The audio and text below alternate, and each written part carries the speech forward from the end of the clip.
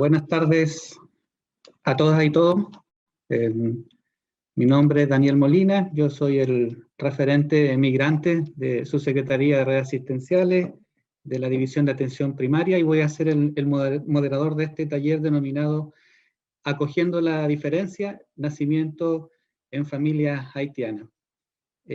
Para nosotros es un agrado encontrarse a conversar temáticas tan relevantes como migración o movilidad humana, como muchos prefieren denominar, interculturalidad, diversidad cultural y el impacto en nuestras prácticas de salud. Así que es de especial interés este taller. Agradezco a la doctora Andrea von Hovelin. Ella es médico cirujano de la Universidad Católica de Chile, tiene una especialidad de ginecología, obstetricia y de ginecología pediátrica y adolescente de la Universidad de Chile, delegada para Chile de la Red Iberoamericana de Salud Sexual y Reproductiva, es miembro de diversas sociedades médicas y actualmente se desempeña en el Hospital El Carmen de Maipú, la Clínica Santa María y la Universidad Finisterra. Y con agrado también vi que participa en una fundación denominada Leche para Haití. Así que, bueno, sin más preámbulos, voy a dejar con ustedes la presentación de la doctora. Hola, buenas tardes a todos y a todas. Muchas gracias por la invitación. Me encanta que este tema genere interés. Bueno, el tema que vamos a coger ahora es un tema tal vez poco biomédico, pero la verdad es que es un muy lindo ejemplo de cómo el entorno cultural, la posibilidad de comunicación, puede propiciar o alterar por completo lo que es la atención en medicina y en este caso en particular en obstetricia. Bueno, yo estoy aquí en representación de una fundación, así que quiero agradecerles al equipo en general de Leche para Haití y a las personas que están ahí mencionadas en particular.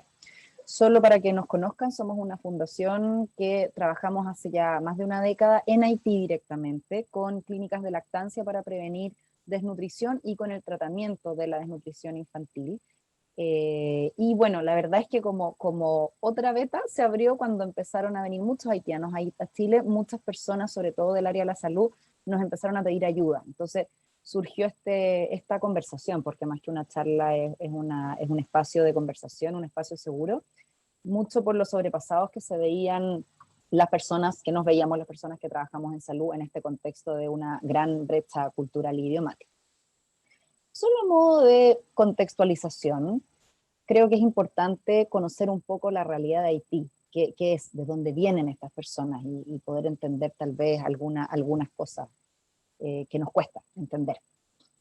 La ubicación de Haití sabemos que es la isla española, donde llegó Cristóbal Colón, que ahora está dividida entre Haití y República Dominicana, con situaciones económicas absolutamente distintas.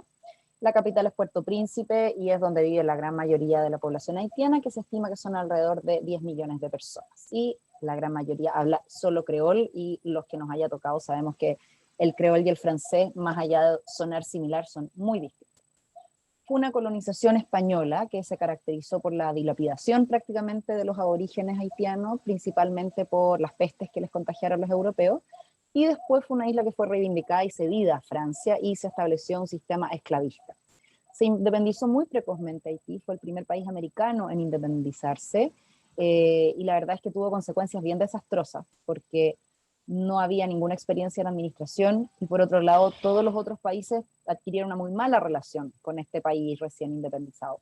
Entonces se dilapidaron los recursos naturales, principalmente la caña de azúcar, muy rápidamente para ser vendido a muy bajos precios, y posteriormente la verdad es que en los 2 siglos desde entonces se han sucedido dictaduras y dominaciones extranjeras, y últimamente el asistencialismo, que es el gran flagelo de Haití. Llegan naciones extranjeras a ayudar, pero no pasan del ayudar transitoriamente, no hay mucha capacitación de las personas haitianas propiamente tal.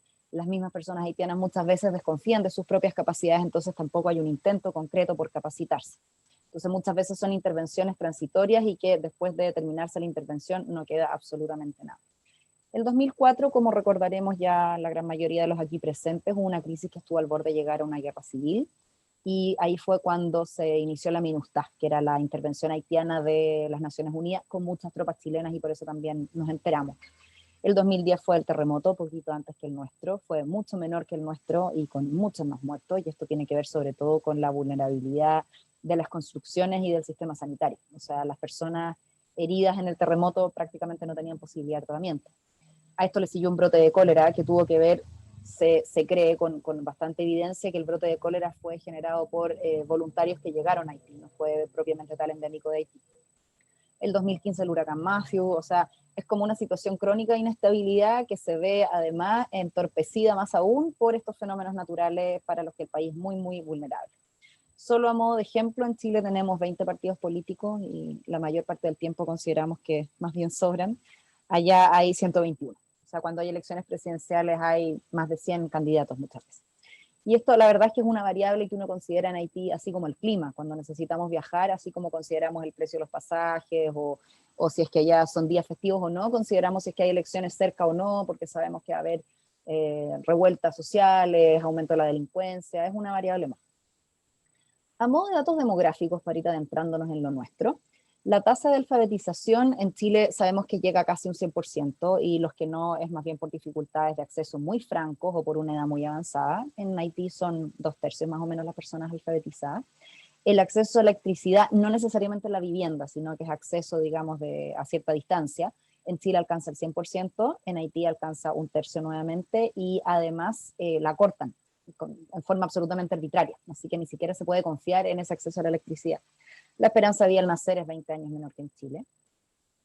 El Producto Interno Bruto es absolutamente, ahí las diferencias saltan a la vista, y la población bajo la línea de la pobreza, antes de que salten y que me digan que en Chile hay mucho más pobres que el 1,4%, que estoy absolutamente de acuerdo.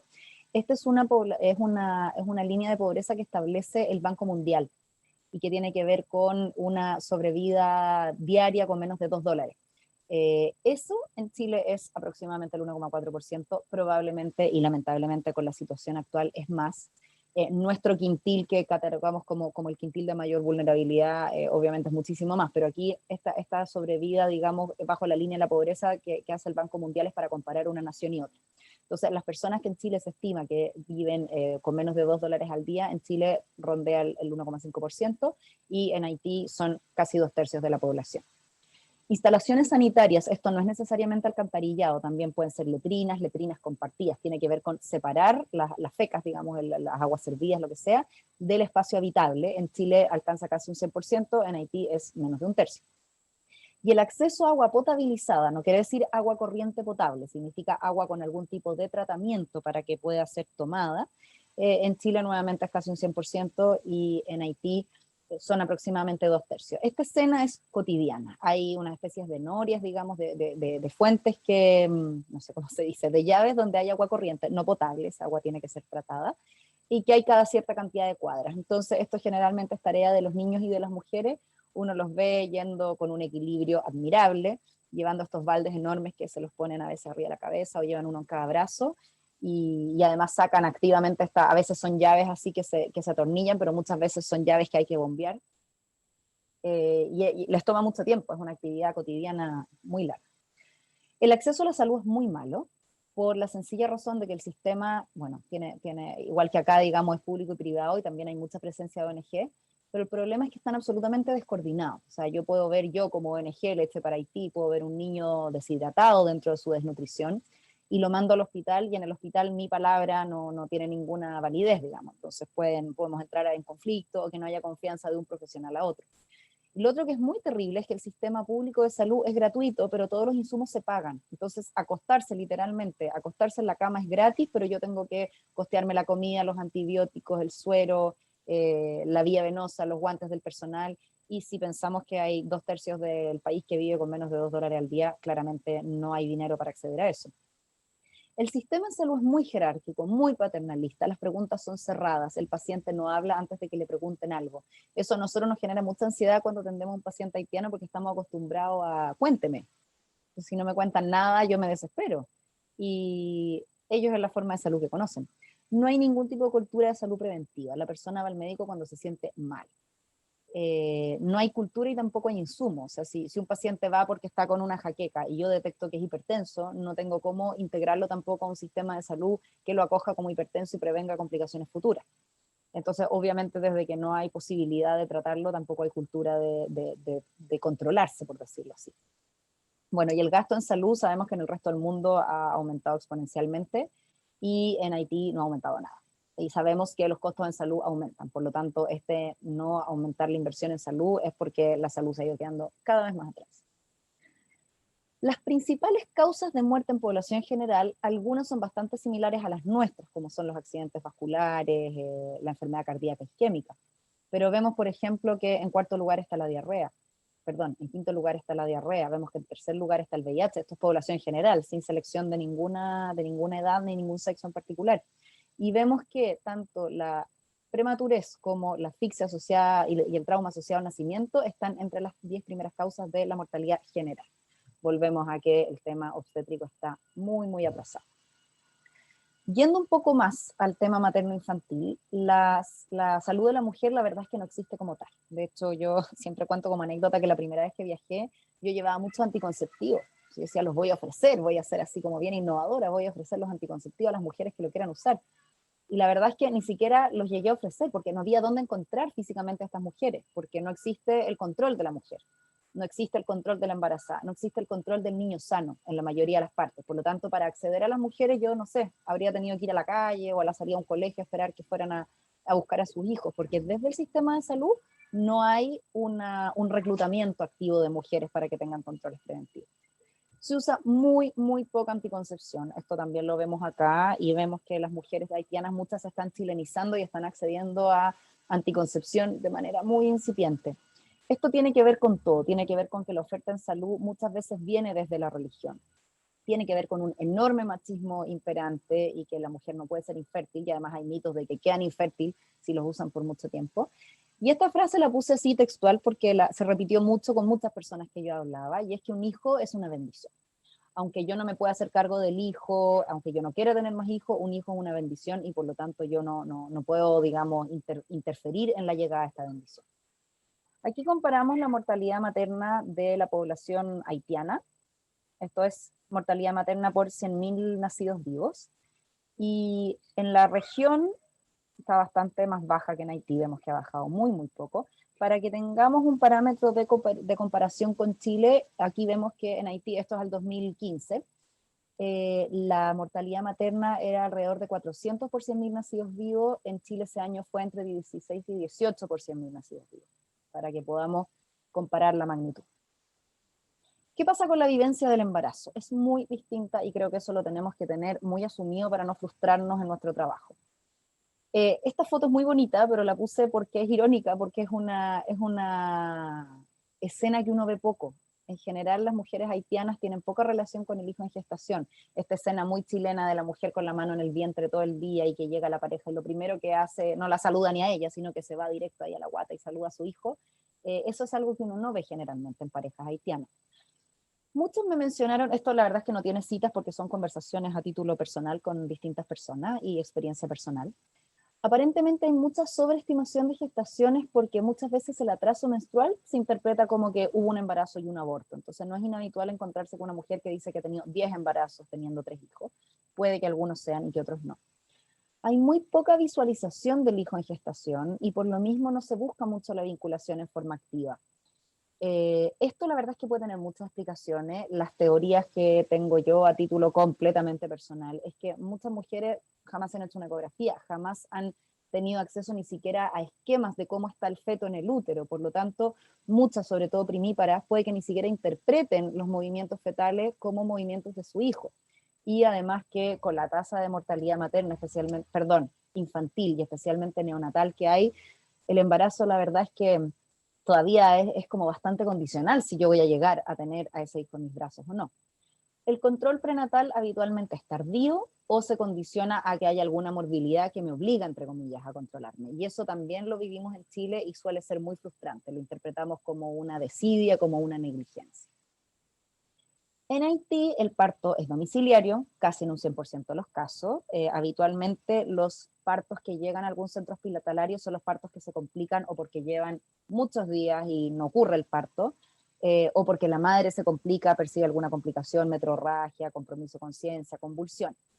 Ha habido esfuerzos de llevar el parto hacia centros asistenciales y la verdad es que se han abandonado por la sencilla razón de que las mujeres tenían más problemas en el traslado que teniendo los partos en su casa. Así que, salvo que sea una intervención muy acotada geográficamente, se sigue asumiendo que los partos van a ocurrir en la casa, salvo situaciones muy patológicas o muy excepcionales. Todos me refirieron, los que han trabajado con obstetricia en Haití, me refirieron alta tolerancia al dolor. Le pongo un asterisco porque es muy distinto a la vivencia de haitianos en Chile, que lo voy a mencionar más adelante, pero todos, sin excepción, me mencionaron que las haitianas tienen una alta tolerancia al dolor, que uno las ve lavando la ropa, haciendo la comida, haciendo el aseo, entre medio de su trabajo de parto. Muy baja tasa de contacto temprano, de apego temprano y de lactancia. Y esto hay que entenderlo en un contexto cultural. Hay una situación muy instalada, un mito muy instalado, y es que la madre tiene que descansar alejada de su hijo y que el calostro es malo para el niño. Entonces, generalmente se le da otra cosa hasta que se acabe el calostro, hasta que la leche madure, que sabemos que no va a ocurrir si no hay un estímulo, o se busca una mujer que tenga leche y que le dé por mientras, y a la madre ojalá dejarla en una habitación oscura unos 2 o 3 días, lo que para nosotros suena aberrante, pero tenemos que entender que para ellos puede ser una verdad y por lo tanto no podemos llegar y contrastarla de forma agresiva. Bueno, y el vínculo madre-hijo, la verdad es que está condicionado por muchas variables, es diferente. Me voy a referir a eso en la próxima diapositiva, pero el vínculo está condicionado por factores que nosotros no siempre comprendemos. ¿Qué pasa en la primera infancia? Primero que nada tenemos que reconocer que no sabemos. Como los partos muchos ocurren en la casa, muchos embarazos no se controlan, muchos niños que mueren después del parto son enterrados en su casa y nunca quedó registro de ese nacimiento. Entonces se calcula que hay un 80% de los nacimientos registrados. La mortalidad de niños menores de 5 años, que nuevamente no es nuestra típica mortalidad infantil, pero es un índice que ocupa bastante la ONU y la UNICEF para comparar infancia temprana, la mortalidad de menores de 5 años es 10 veces más alta en Haití que en Chile. Y la mortalidad neonatal es entre 5 y 6 veces más alta en Haití que en Chile. Probablemente hay una subestimación de eso y sea aún peor. Y en las causas de mortalidad de niños menores de 5 años tenemos 4 que están absolutamente relacionadas a la atención obstétrica. Algunas pueden ser similares, ya como el tema de la prematuridad o de las anomalías congénitas, pero tenemos otros como VIH, como la sepsis neonatal o la asfixia neonatal, que sabemos que en Chile esa situación ya la superamos hace tiempo. ¿Qué pasa con el vínculo madre-hijo?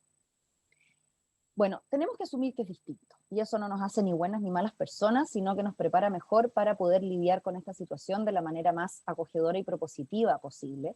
Porque, ¿qué pasa? Si yo miro a una madre haitiana con su hijo y lo miro desde mi sesgo, desde mi prisma de cómo yo espero un vínculo madre-hijo, siendo una madre chilena, una profesional de la salud chilena, nos pasa esto. No, las haitianas son malas madres. Y muchas veces esto se va transformando en un paradigma, y no sé si a ustedes les ha pasado, pero a mí me ha pasado estar, por ejemplo, en una entrega de turno en el puerperio y que la matrona saliente le dice a la matrona entrante, no, sabes que con esta haitiana ni me esfuerzo, porque no pesca su guagua, no la pesca, no la quiere. Entonces, claro, si yo lo interpreto desde mi prisma y veo que están todas las madres chilenas con su hijo en brazos y tratando de la lactancia y sacándole miles de fotos, y veo a la mujer haitiana que deja a su hijo en su cuna y se da media vuelta hacia el otro lado, por supuesto que lo interpreto como mala madre. Pero ¿qué pasa si yo me vinculo un poco más con todo lo que le puede estar pasando? ¿Qué pasa si existe el mito de no vincularse con este hijo porque este hijo puede morir y voy a sufrir menos? Si existe el conocimiento, errado o no, de que si yo le doy mi calostro le voy a hacer mal a mi hijo, todo esto que yo interpreto como desamor puede ser un acto de cuidado. Entonces, la percepción de malas madres la pongo entre comillas porque creo que hay que entenderla un poquitito más. Esta escena es una escena, una sala de espera de nuestras atenciones, de la clínica de lactancia, y la elegí porque creo que es muy graficadora de la madre con su hijo haitiano. Los niños están impecables, impecables, vestidos preciosos. Nosotros nos reíamos de que a las niñitas el pin se les combina con el vuelo del calcetín, porque en realidad es cierto. Y además acordémonos que es un país en que lavar muchas veces implica ir al río o sacar agua en baldes, y que además es un tierral, o sea, mantenerse limpio es un esfuerzo sobrehumano, y los niños están todos vestidos impecables.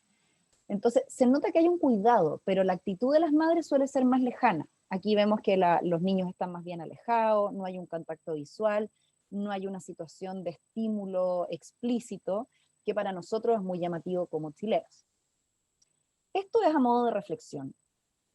Creemos, los que hemos trabajado con familias haitianas, estamos haciendo un estudio al respecto, que esperemos tenerlo para el próximo año, de que el vínculo puede estar condicionado a variables biomédicas. Pensemos que los embarazos no son planificados, son algo que ocurre dentro de mi biografía, muchos embarazos, y el proceso de vincularse es distinto cuando hay una visualización, un deseo de un embarazo, que cuando el embarazo es algo que me ocurre y yo posteriormente me entero.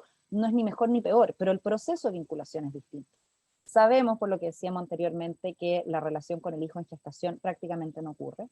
Y lo otro es que tenemos altísimas tasas de mortalidad infantil. No hay neonatología de ningún tipo. Cuando nace un niño prematuro le dicen a la mamá que se lo ponga, digamos, cerca del cuerpo por el tema del calor, pero no hay más intervención que eso. Todo lo que para nosotros es cardiopatía, para nosotros es GES, cardiopatía infantil, digamos, se deriva para que tenga una cardiocirugía. No hay posibilidad de estudio. El niño que crece mal y que tiene un soplo, bueno, se va a morir, digamos. La epilepsia se considera que es una enfermedad terminal. A nosotros nos pasa en nuestro programa que cuando hay un niño que no sube de peso con los suplementos, como no hay posibilidad de estudio, que para nosotros como chilenos sería, lo derivo al pediatra, y el pediatra verá si lo deriva a reumatología infantil, a cardiología infantil, a inmunología infantil. Para nosotros, esto suena terrible, pero es cierto, para nosotros un niño que no sube de peso probablemente tiene una patología crónica, y como no podemos estudiarla ni tratarla, se dan de alta a esos niños porque se considera que están fuera de nuestro alcance terapéutico en cuanto a la nutrición. Es un vínculo que está marcado por una indiferencia y por una menor estimulación, eso es un hecho. Nuevamente aquí tenemos una escena, tenemos a la madre haitiana que mira a su hija con mucho cariño, pero se aleja de la escena. Y tenemos a nuestro médico voluntario chileno que todo lo contrario, le gestualiza, la mira a los ojos, la niña le responde. Entonces sí, vemos madres más indiferentes y estimulan menos a sus niños. Ahora, ¿por qué? Vamos hurgando un poquitito más. La doctora Crittenden, que es una psiquiatra que es la principal estudiante que tenemos sobre el vínculo materno-infantil, ella describe este patrón vincular mucho en poblaciones que tienen antepasados de esclavos. Y ella lo interpreta como una forma de supervivencia, como que el niño menos estimulado, por un lado, molestaba menos, entonces la madre podía permanecer con su hijo, y por otro lado, un niño que mostraba muchas dotes precozmente, probablemente lo iban a vender como esclavo también más precozmente. Entonces, el niño que menos molestaba, el niño que menos ruido metía, por decirlo de alguna manera, era el niño que la madre podía conservar más tiempo.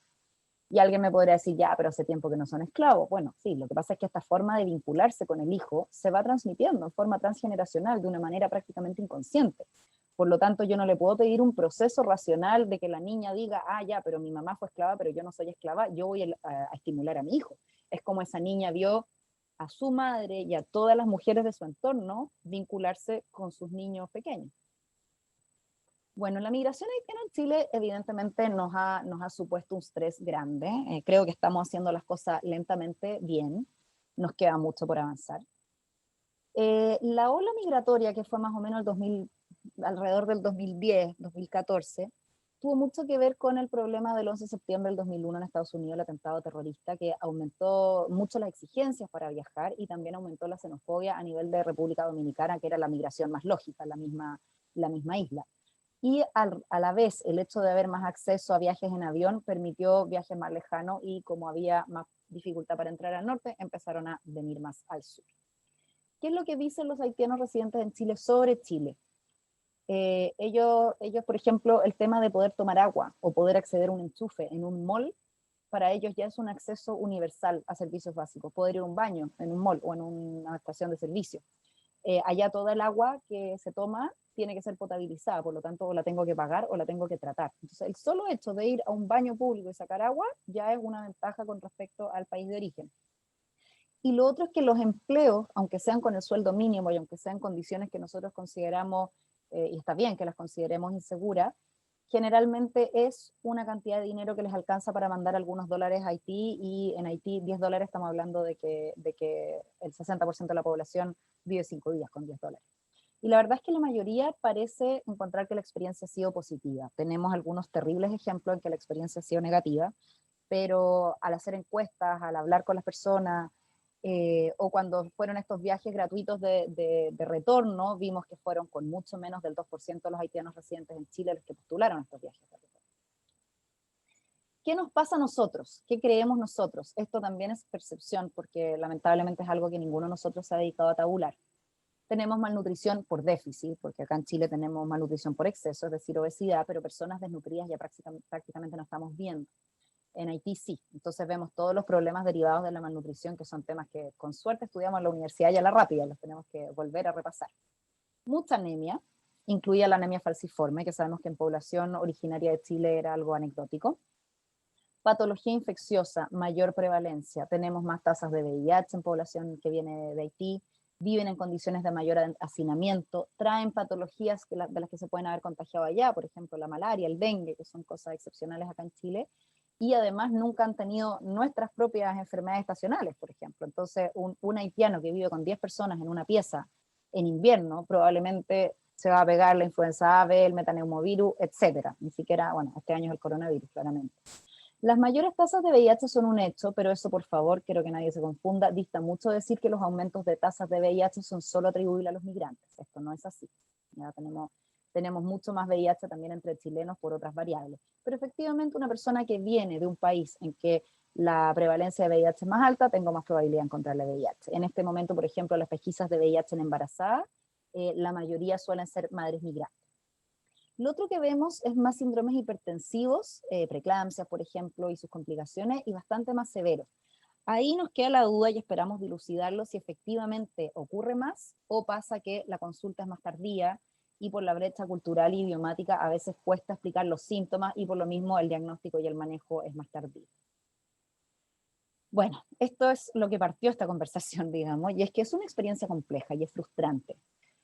Nosotros estamos considerados que los chilenos valoren el acto médico, se vayan agradecidos, confíen en nosotros por ser la matrona, por ser la psicóloga, por ser el médico, y los haitianos son bastante más reticentes.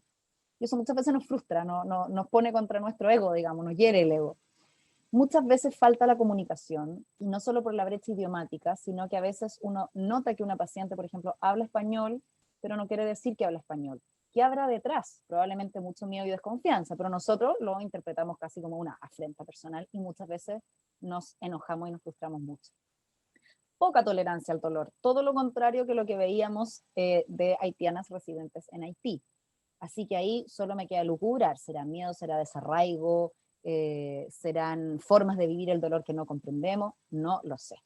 Y pacientes de sexo femenino, sobre todo en este ámbito ginecobstétrico, hay muchas quejas del personal de salud de que hay poca conciencia sobre las implicancias de maternidad, de que hay poco interés en este hijo en gestación.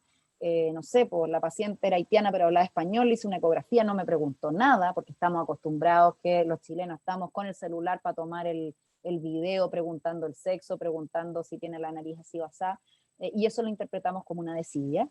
Y me incluyo, produce mucha frustración y mucha impotencia el tema de que el machismo condiciona mucho la relación entre la paciente y la persona que la está atendiendo. Mujeres que niegan el espacio confidencial, por ejemplo, porque quieren estar todo el rato con su pareja, mujeres que prefieren ser atendidas por médicos hombres, por ejemplo. Hay un machismo mucho mayor que el de nuestro país. Bueno, ahí esto creo que caemos en los principios básicos de la práctica médica, así como tenemos la responsabilidad de estar actualizándonos en patología, también tenemos que hacer el esfuerzo de adentrarnos en algunas variables culturales que pueden comprometer la atención. Por supuesto que no estoy obligada a aprender creol ni a estudiar el vínculo madre-hijo, pero si yo no entiendo que el vínculo es distinto, puede que esté privando a mi paciente de darle la información que ella necesita y de la manera que ella lo necesita, y al final la esté dejando a ella y a su hijo en una situación mucho más vulnerable. Y aquí, patudamente, creo que nosotros tenemos el deber y el derecho de exigirle a nuestra jefatura que acoja nuestras experiencias, que nos den espacios de desahogo, espacios de conversación como este, y también que reconocer el tremendo rol que juegan los facilitadores culturales y tenerlos y tenerlas en forma constante, en horario hábil, binábil, y en la cantidad que sea suficiente. Me contaban anoche, sin ir más lejos, un parto de una haitiana del terror en un hospital de la capital, porque la mujer se descontroló absolutamente porque no entendía nada, no podía estar acompañada porque están sin acompañante por el tema del coronavirus, y esta mujer se empezó a autoagredir en la mitad de la noche, dentro del contexto del trabajo de parto, se empezó a agredir ella y al profesional de la salud. No podemos exponerla a ella a esa vivencia, ni a ese riesgo, ni a nosotros como prestadores de salud a esa situación. Bueno, para terminar con algo más esperanzador, les quiero contar la historia de nuestro pequeño gran éxito, que fueron nuestras clínicas de lactancia. Sabemos que la lactancia materna es con mucho el mejor regalo que le podemos dar a nuestros niños recién nacidos, y en un país de tal nivel de carencia como Haití probablemente es mucho más importante que en otras naciones como la nuestra. Irónicamente vemos que son menos del 40% las mujeres que llegan dando lactancia exclusiva al 6º mes. ¿Y qué les dan? Esto es una lista con distintos datos que nos habían dado distintas personas. Agua con azúcar, lejos lo que más se da, galletas molidas en agua, leche cuando me puedo conseguir leche, que es excepcional, porotos molidos o agüita de poroto, arroz, maíz, y también chocolate y café. Sobre todo cuando el niño se ve más aletargado, el chocolate y el café se interpreta como que le puede dar energía, y sabemos que la falta energética es calórica, digamos, pero se interpreta como que estos alimentos muy con cafeína, digamos, o con azúcar pueden darles ese golpe energético que necesitan. Bueno, lo que hicimos nosotros como fundación, ahí está la Gabriela, que fue la voluntaria en terreno, una matrona, fue obviamente revisar los contenidos, no solo que estuvieran académicamente correctos, sino que fueran, por ejemplo, láminas visuales que estuvieran probadas por la OMS. En eso nos ayudó mucho la rama de lactancia materna de la Sociedad Chilena de Pediatría, y nuestra maestra, la doctora Valdés, que me imagino que todos la conocen, y los que no, googleenla, porque es una maestra compatriota y maestra a nivel mundial, así que creo que hay que conocerla. Material que fuera adecuado no solo a nivel idiomático, sino que a nivel cultural y racial. Si yo muestro un modelo de una mama caucásica, digamos, puede que la mujer a la que le estoy enseñando no entienda que está viendo una mama, porque nunca ha visto una mama caucásica en su vida. Este cartel que tenemos acá, la traducción textual sería da teta. Da teta es algo que en Chile no usaríamos, tal vez en Argentina sí, pero la palabra teta para nosotros eso es.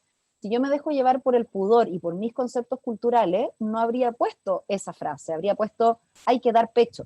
Y probablemente a una mujer haitiana hay que dar pecho no le dice nada. Entonces hay que también asumir esas brechas culturales y ceder hacia lo que sea más comprensible por ellos.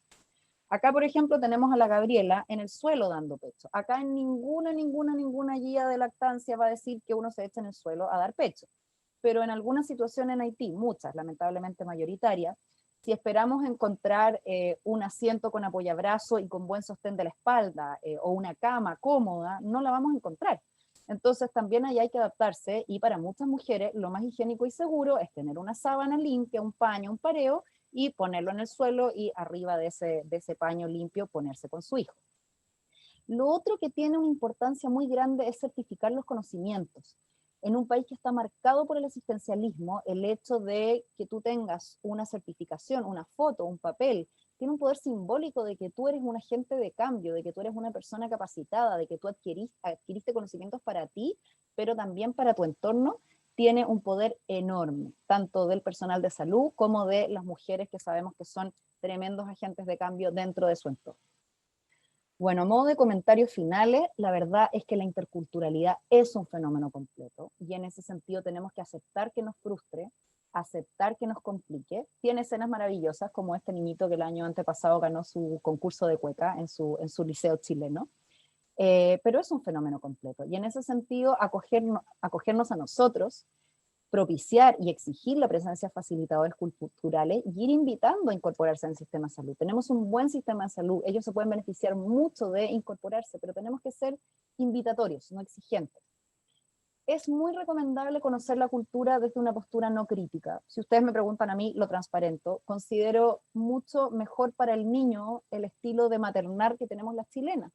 Pero es muy distinto que yo le diga, oye, te ayudo, me siento contigo, sabes que esta leche es buena para tu hijo, les hace a los dos bien estar juntos, que decirle, oye, ¿cómo no tienes a tu hijo en brazos y cómo no estás aprovechando la hora de oro de la lactancia materna?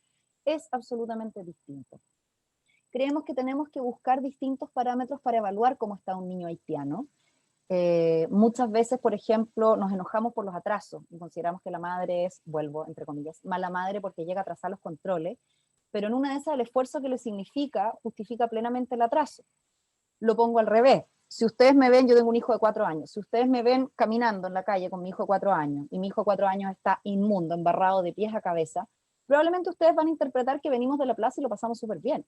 Pero si yo veo un niño haitiano inmundo de pies a cabeza, yo me voy a preocupar, porque yo sé que culturalmente para esa madre eso es intolerable, y por lo tanto un niño que no está limpio, que no está cuidado en su aspecto físico, probablemente me está traduciendo una situación de vulnerabilidad importante. Entonces busquemos parámetros que nos adecúen en cuanto a, en ese entorno cultural, evaluar cómo está ese niño. Acompañar en forma acogedora. Probablemente si le preguntamos a esa mamá qué quiere, también nos va a decir que quiere que su hijo esté bien, quiere estar bien vinculada con él o con ella, que esté vinculado en su entorno y que esté feliz finalmente. Nuestra salud también es importante. Nuestra salud mental como prestadores de salud es lo primero que tiene que estar indemne para poder atender a un otro, sobre todo cuando es una situación compleja. Tenemos que considerar que va a haber mucha resistencia. Yo creo que a todos nos ha pasado que entra una paciente chilena después de una paciente haitiana y dice, claro, por atenderla a ella se demoró más, por ejemplo. Entonces, darnos 2 minutos para explicarle, sabe que no me demoré más con ella, o sí, me demoré más con ella porque está en una situación muy complicada y necesité dedicarle unos minutos más, tal como me va a demorar más minutos con usted si usted me necesita más tiempo que el estipulado. Pero en vez de entrar al choque o de ignorar estos comentarios, conversarlo, acogerlo. Creo que lo primero es acogerse como personas, por nuestras frustraciones y nuestras heridas al ego, acogernos entre nosotros como equipo, y ahí recién podemos acogerlos a ellos como migrantes, nuevos chilenos, personas, cada uno verá la frase que más le acomoda. Mesiampil, que significa muchas gracias. Ahí está nuestro contacto, lecheparahaití.cl es la página y nuestro contacto. Tenemos el Instagram Leche para Haití. Mi Instagram personal, por si alguien quiere contactarme, es mi nombre completo. Así que abiertos y abierta ahora a cualquier comentario, pregunta o conversación que surja. Chao, chao, muchas gracias. Bueno, agradecemos la presentación de la doctora von Hovelin. La verdad es que estamos viviendo un fenómeno sin precedentes en la historia de la humanidad en cuanto a movilidad humana, y esto desde antes de la pandemia. Nuestro país no ha estado exento de esto y sí es posible identificar un aumento sostenido de la curva de ingresos de personas extranjeras a partir de la década del 90, ¿no? Convirtiéndose paulatinamente en un país de destino de migración en el contexto latinoamericano, ¿no? Y la última actualización que hicieron las autoridades, en particular el estudio del Instituto Nacional de Estadística en conjunto con el Departamento de Extranjería, da cuenta de 1.492.522 personas extranjeras en Chile, ¿no? Al 31 de diciembre del 2019. Esa es la cifra más actual que tenemos, y han habido algunas variaciones. La comunidad más prevalente actualmente es la venezolana, que desplazó a la peruana en segundo lugar, y Haití figura en el tercer lugar, con el 12,5%. Por tanto, este gran aumento de la población migrante, de todas maneras, que interpela a nuestra sociedad en términos de cuán inclusivos somos en aceptar la diversidad. Voy a abrir el espacio para las consultas. Si me puede escuchar la doctora. Sí, ahí está, aquí la veo. A ver. Juan nos comenta, dice, hola, me desempeño como matrón de preparto y parto hace 2 años aproximadamente. En mi corta experiencia en la unidad de partos, en usuarias haitianas, he visto todo lo contrario sobre la tolerancia al dolor.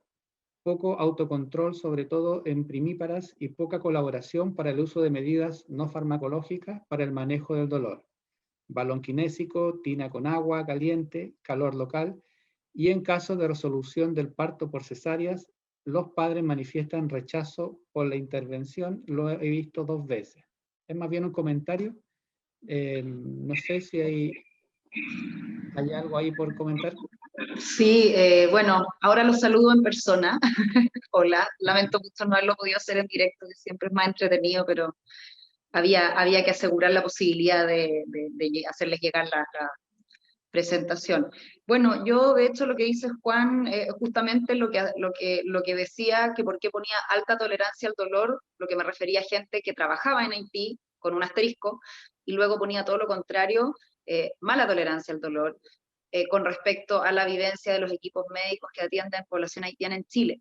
Yo no sé qué fenómeno explica eso, no tengo absolutamente ninguna explicación, solo puedo lucubrar. Justo después de que yo había grabado esta presentación, tuvimos una catarsis muy grande con unas amigas ginecólogas, justamente por una paciente que llegó a tal grado de descontrol que se estaba autoagrediendo. O sea, ya era más allá de la frustración que le produce a uno, además como personal de salud, sino que ya había una situación de riesgo inminente para ella y para su hijo. De más está decir que si se estaba autoagrediendo no se podía monitorizar, ni menos anestesiar, digamos, ni apoyarla con ninguna medida no farmacológica. Yo ahí solo puedo lucubrar. Ya creo que el significado que le damos al dolor es uno cuando estamos en nuestro entorno, cuando sabemos que el proceso es fisiológico, y es otro cuando estamos en una situación que nos puede ser tremendamente adversa, que no entendemos nada, que estas intervenciones que para uno pueden ser muy lógicas, para ellas tal vez no tienen mucho sentido. Y claro, y efectivamente, como podremos recordar en el terrible caso de Joan Fobril, aparentemente hay un tema un tanto cultural de autoagredirse en momentos de mucha agresión, o sea, de mucha desesperación, llegar a la autoagresión. Entonces, ahí, Juan, solo puedo acompañarte. Creo que la observación de estas conductas que a nosotros nos pueden parecer francamente aberrantes, pero entenderlas que es un contexto distinto. Una vez, otra amiga hablando de este mismo caso me comentó que a una paciente le habían diagnosticado un brote psicótico. A ese nivel, otra paciente, no la de ahora hace un par de días, y que cuando efectivamente lograron tener una atención psiquiátrica con un facilitador cultural, nunca hubo una psicosis, la paciente nunca perdió el contacto con la realidad, era su manifestación, culturalmente muy distinta a la nuestra, de una desesperación extrema de no entender lo que le estaba pasando. Como les mencioné en la presentación, a mí personas matronas particularmente que trabajaron allá con embarazadas, decían que había pacientes que seguían haciendo el aseo, que llegaban con un parto abandonado de 5 días, con 8 centímetros de dilatación, o sea, estamos hablando de un trabajo de parto avanzado y muy prolongado, y que llegaban caminando. O sea, esto de la alta tolerancia al dolor es un fenómeno que se ve allá. Entonces, el miedo, el desarraigo, el no entender, la desesperación, vaya uno a saber. Y efectivamente, este tema del rechazo a la cesárea, efectivamente lo vemos. Hay que pensar que Haití es un país en que prácticamente no hay cirugía. Entonces, lo patológico que pueden visualizar ellos, como que a alguien le vayan a practicar una cirugía para algo tan fisiológico como el parto, y por otro lado, que muchas de las complicaciones neonatales que nosotros queremos prevenir lícitamente con la cesárea, para ellos son cotidianos y no necesariamente lo significan como un resultado adverso, claro que ahí hay una apreciación un poquitito distinta. Entonces ahí creo que hay una brecha enorme y solamente acogernos de que es tremendamente frustrante, desafiante y a momentos francamente angustiante el ambiente que genera una mujer que no solo está descontrolada por su dolor, sino que transmite mucha angustia porque sus manifestaciones no son a las que estamos culturalmente adaptados nosotros. Así que sí, entiendo y acojo el comentario. Y paciencia nomás, es complejo. Bien, tenemos acá una segunda consulta de Estefanía Améstica. Nos dice, nos hemos visto enfrentados a embarazos de alto riesgo y mala adherencia a control y tratamiento. ¿Existen brechas en los establecimientos donde no existen facilitadores? O si los hay, no tenemos la seguridad que la usuaria comprenda la relevancia de sus controles y tratamientos. ¿Qué sugerencias, además del rescate y seguimiento por el personal de salud, sugiere? Sí, creo que ese es un problemón, tal vez es menos dramático en el momento, pero probablemente sea mucho más profundo ese tema que el tema de la tolerancia al dolor o la valoración de los actos médicos. Efectivamente, bueno, estamos viendo cada vez más que las pacientes sí están adhiriendo. Yo creo que también ha habido, no sé de dónde me escribe Estefanía, pero los hospitales que primero partieron con estas olas migratorias más importantes haitianas, que fueron, lo que yo recuerdo por lo menos, principalmente el San José, el San Borja, ellos un par de años después, era muy bonito verlo, porque uno iba nuevamente a tener una reunión con los profesionales de salud y decían, ¿sabes qué? Eso ya pasó, esto de los controles tardíos o de no adherir a los controles, ya pasó, ya se están integrando.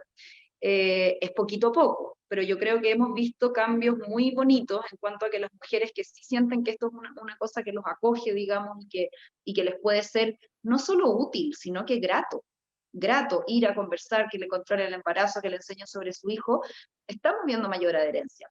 Yo creo que lo primero es acoger, nuevamente, creo que he usado esa palabra 800 veces, pero es la mejor que se me ocurre, acoger, rescatar, creo que es súper importante, y nuevamente, rescatar desde una forma invitadora, porque también es distinto llamar y decir, oye, ¿sabes qué? Te echamos de menos, ¿por qué no te doy una hora para la próxima semana? Que llamar para retar porque la persona no vino, porque para ella el no venir tiene otro significado, ella no está siendo ni negligente ni se está perdiendo algo importante, no fue, si no existe la cultura del control preventivo. Y lo otro que yo creo que es fundamental es identificar personas, sobre todo mujeres, que puedan ser agentes de cambio. O sea, cuando uno identifica una mujer haitiana que adhirió a sus controles, que las cosas salieron bien, que se sintió bien acogida por el equipo de salud, que uno la nota que se va contenta, decirle a ella, darle de repente ideas concretas, digamos, de invitar a sus amigas al control prenatal, de acompañarlas. A veces esas amigas son las mejores facilitadoras culturales. Y a través de ellos, digamos, empezar a permear un poco estas resistencias que están muy basadas en el miedo también. Y el tema de los facilitadores culturales, te encuentro toda la razón, Estefanía, y yo creo que ahí, siempre digo, me encadeno donde sea, con quien sea, porque creo que tenemos que exigir facilitadores culturales, no solo en todos los lugares, sino que en temas tan sensibles como pueden ser el tema periparto, creo que debiera haber de turno, 24 horas, eso se ha logrado en muy pocas partes.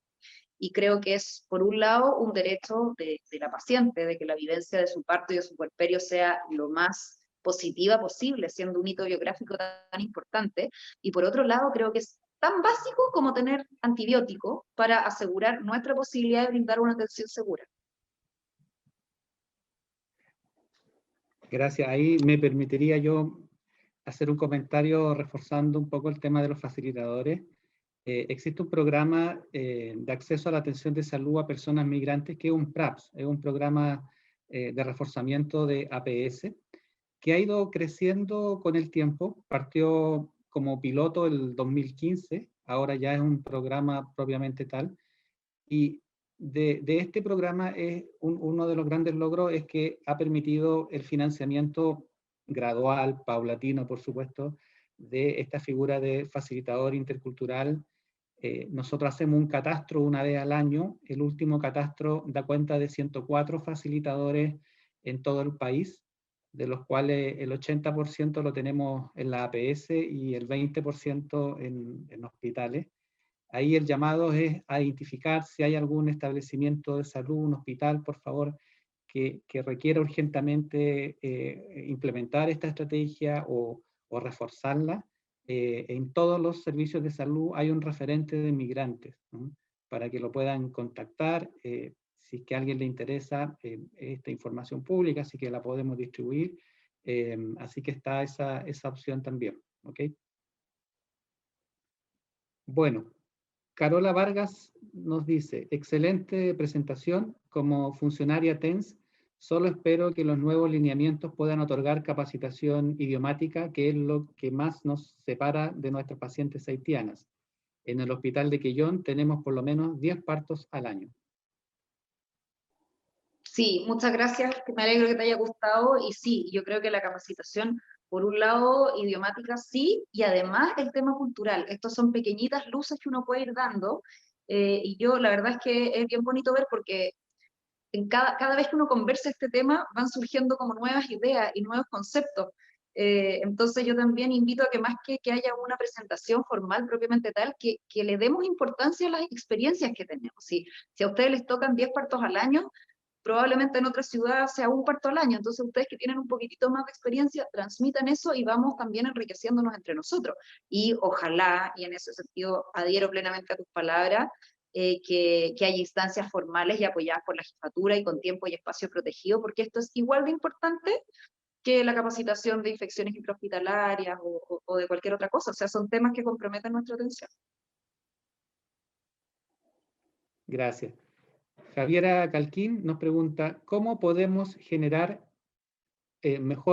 cómo podemos mejorar el vínculo en apego y lactancia en madres haitianas? La pregunta del millón.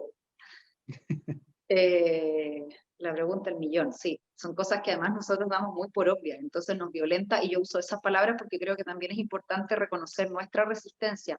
Nos violenta mucho una madre que no materna como nosotros estamos acostumbrados a ver. Yo creo que hay que transmitir información, pero ahí hay que hacer un ejercicio de generosidad y de humildad enorme, y transmitir la información desde una postura menos jerárquica y más de iguales. Por eso que a mí me importa tremendamente, postulamos a fondo un par de años atrás, pero no lo ganamos, para capacitar activamente a mujeres que fueran identificadas como líderes comunitarias y como agentes de cambio.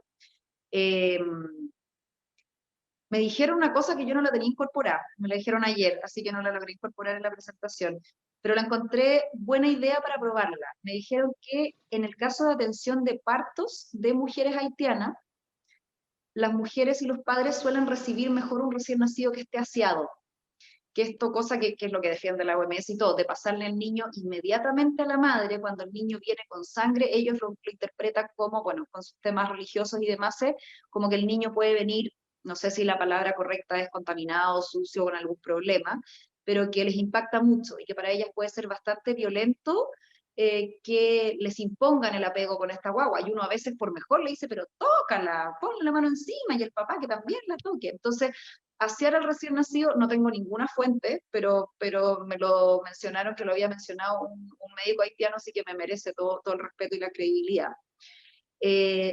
Tratar de invitar en vez de imponer.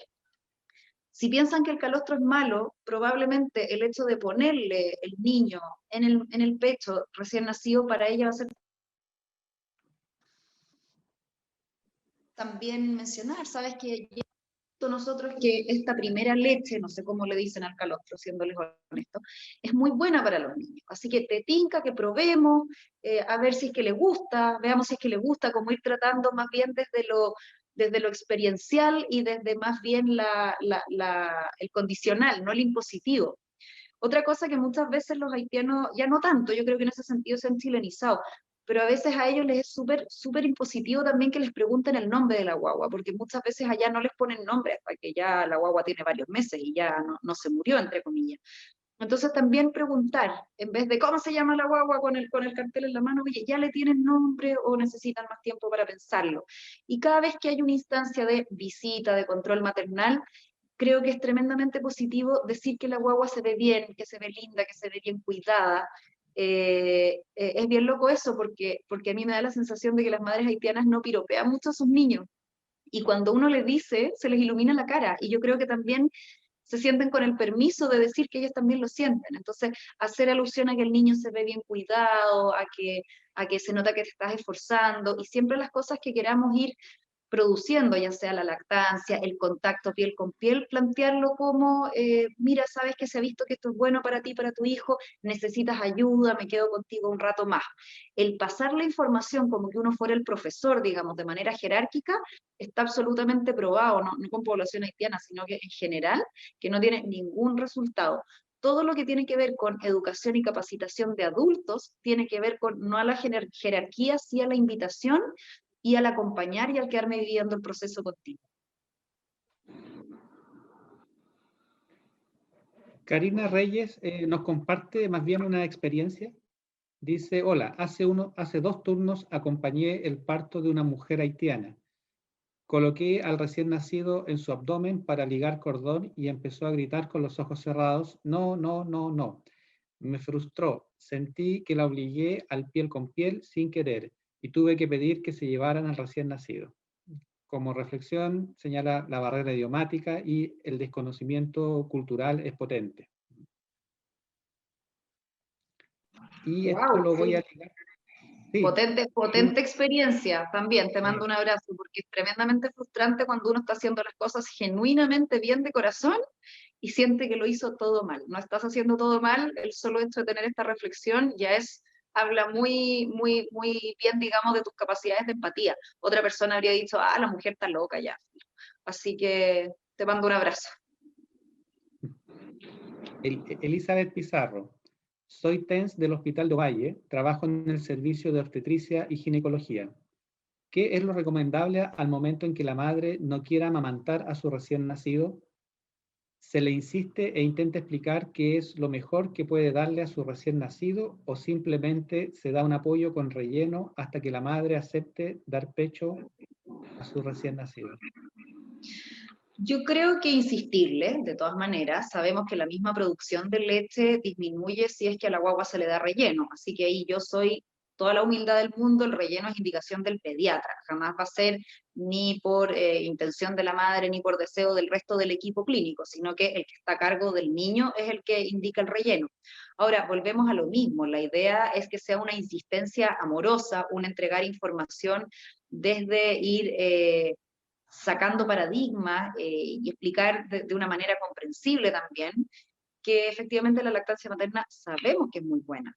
¿Ya? Si es que yo lo impongo y le digo déjate la cera, no voy a lograr nada. Si le digo, sabes que se va a enfermar menos, sabes que una cosa bien importante es decir concretamente que la leche materna es mejor que la leche en polvo.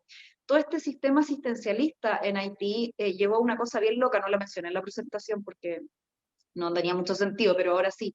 Y es que todo lo regalado y lo extranjero es mejor.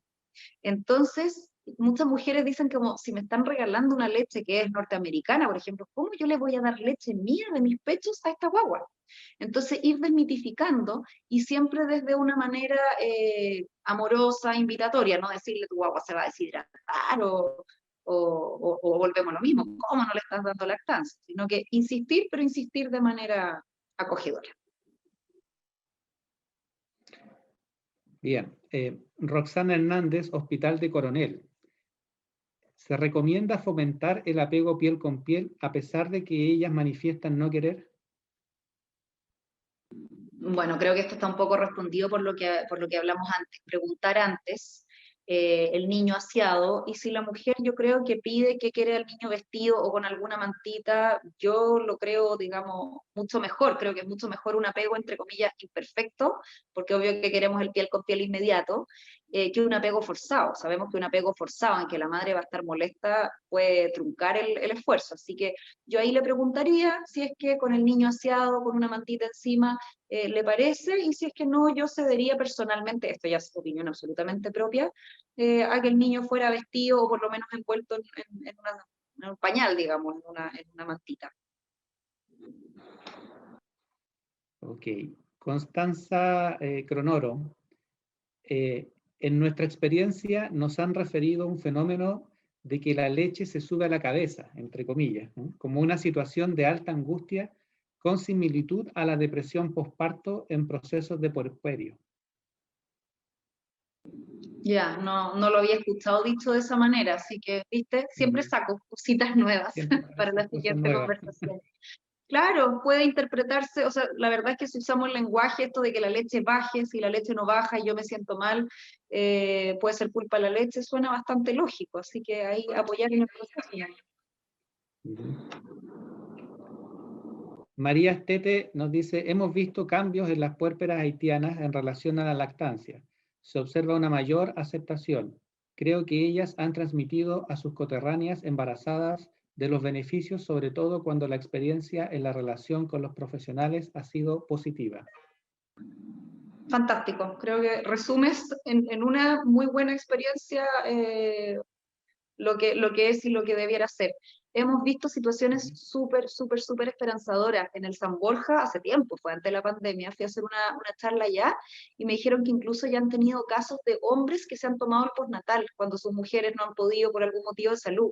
Entonces, ver más mujeres lactando, ver hombres que van con su portaguagua y con su guagua ahí que se toman el postnatal. Hemos visto mujeres pidiendo anticonceptivos también. Yo creo que es un tremendo ejemplo de una chilenización en el buen sentido o de un traspasar sus propios límites en el buen sentido. Y creo que además de esperanzarnos y autofelicitarnos, porque eso es un muy buen parámetro, tratar de identificar factores. ¿Qué pasó aquí?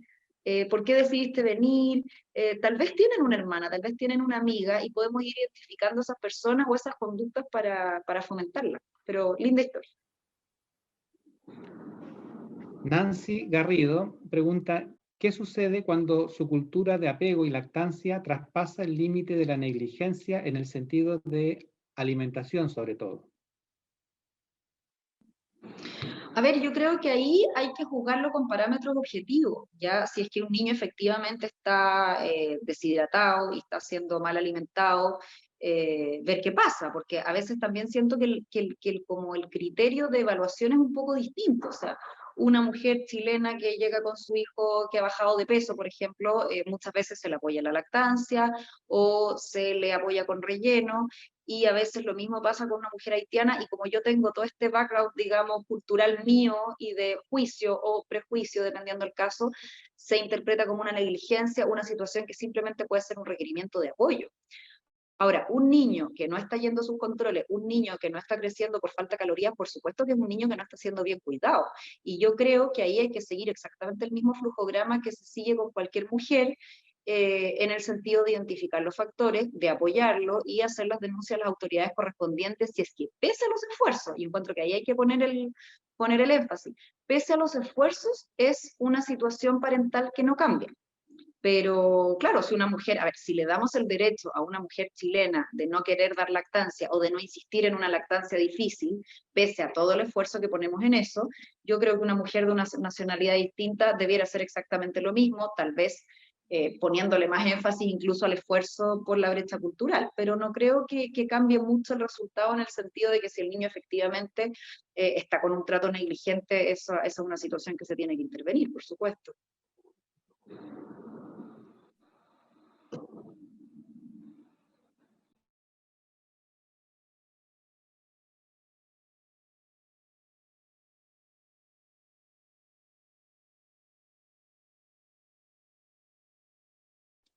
Perdón, tenía el micrófono apagado. Pamela Araneda nos hace un comentario de experiencia también. Dice, yo siempre siento que no lo hacemos bien. La disrupción cultural es enorme y nos falta comprendernos. Los TDP llegan a ser muy frustrantes. Así es. Abrazo nomás, pero absolutamente de acuerdo. Y para finalizar, tenemos a María Cristina Bravo, que dice, en Haití, ¿los padres entran al parto? ¿Cuál es el ambiente que suele darse en el momento del parto que sirva replicar culturalmente para las gestantes haitianas en nuestro contexto? Mira, buena pregunta. Lo que pasa es Buena que pregunta. sí, tenemos que entender que en Haití el embarazo y el parto es parte de la vida cotidiana. Esto que tenemos acá, que a mí por lo menos me gusta mucho, que es que cuando uno está esperando un hijo, como que para de girar el mundo, digamos. O sea, las embarazadas actuales, con suerte, se enteraron que hay pandemia, porque están armando su nido y están acurrucando su guagua, y que es maravilloso. Allá no es así. Entonces, el parto habitualmente ocurre. ¿Y dónde ocurre? Ocurre en la casa, y ocurre inserto en la cotidianidad. Entonces, si esa mujer el trabajo de parto la pilló a las 10 de la mañana y el marido vuelve al trabajo a las 8 de la noche, él se va a enterar que nació su hijo. Nadie lo va a ir a buscar al trabajo y le va a decir, oye, tu señora está en trabajo de parto. La mayor parte de los partos que yo he tenido relatos son acompañados por mujeres, y sobre todo por esta mujer que a veces es la partera y a veces se unge como la partera porque es simplemente la mujer de la comunidad que más sabe de nacimientos o que más experiencia tiene. La verdad, desconozco si es que, habiendo la posibilidad, el hombre entra voluntariamente o se margina voluntariamente. La verdad es que eso lo desconozco. Todos los relatos de partos en Haití que yo he sabido han sido sin el hombre presente, pero desconozco si es por opción o porque simplemente fue como ocurrió. Creo que es súper importante, bueno, y de hecho en Chile es así para cualquier mujer, que el acompañante en el parto es la persona significativa. Eso es algo que yo creo que como ginecólogas matronas lo tenemos y matrones lo tenemos muy claro, pero a veces la comunidad no lo tiene muy claro. Es un derecho de la mujer a dar a luz acompañada, no es un derecho del hijo a nacer acompañado por su padre biológico, y tampoco es un derecho del padre ver nacer a su hijo, es un derecho de la parturienta, usando una palabra medio antigua. Entonces, en ese sentido, creo que es súper importante preguntarle activamente a la mujer por quién quiere entrar acompañada al parto. Y si quiere entrar acompañada por su pareja o por el padre de su hijo, ser súper respetuoso y jamás imponer justamente esto del apego piel con piel, o de que el papá tenga que ver a su hijo al tiro, cortarle el cordón, sino que preguntar de una manera súper cauta, súper respetuosa y aceptar cualquier evitación, marginación que ellos quieran hacer. Okay. Alejandra Fernández nos hace un comentario, dice, una forma de instar a la lactancia exclusiva y precoz es que tenga contacto con otras puérperas, así la mujer haitiana ve que la lactancia acá es lo aceptable. Maravilloso me parece, sí, son agentes de cambio a veces transculturales, pero coetáneos, digamos, contemporáneos, esa era la palabra. Claro, creo que es una forma súper bonita de mostrar que nosotras, como mamás chilenas, me incluyo, incluso teniendo opción gratuita de leche en polvo, optamos y nos esforzamos por dar lactancia. Así que sí, Alejandra, muy buena idea, gracias. Y María Cristina Bravo otra vez nos pregunta, ¿cuál ha sido la respuesta del uso de los implementos de la JUAR por parte de las familias haitianas que han recibido este beneficio? No lo sé. Si alguien quiere contar su experiencia, fantástico, porque la verdad es que nosotros como ginecólogos llegamos al momento del parto y muchas veces no nos enteramos lo que ocurre después. Entonces la verdad es que no sé cuál es la aceptación de eso en particular. Dejamos abierto ahí entonces la consulta si alguien quiere Mira, comentarnos con algo. respecto a lo que decía la Alejandra de la lactancia, nosotros tuvimos la idea, como les decía, no nos ganamos los fondos, así que no pudimos implementar nada, pero una de las ideas que teníamos, además de los agentes de cambio que fueran líderes culturales haitianos propiamente tal, haitianas, mujeres en este caso, nosotros teníamos una idea que podría sonar un poco prejuiciosa, pero en el buen sentido, de que todas las madres haitianas fueran citadas a clínicas de lactancia.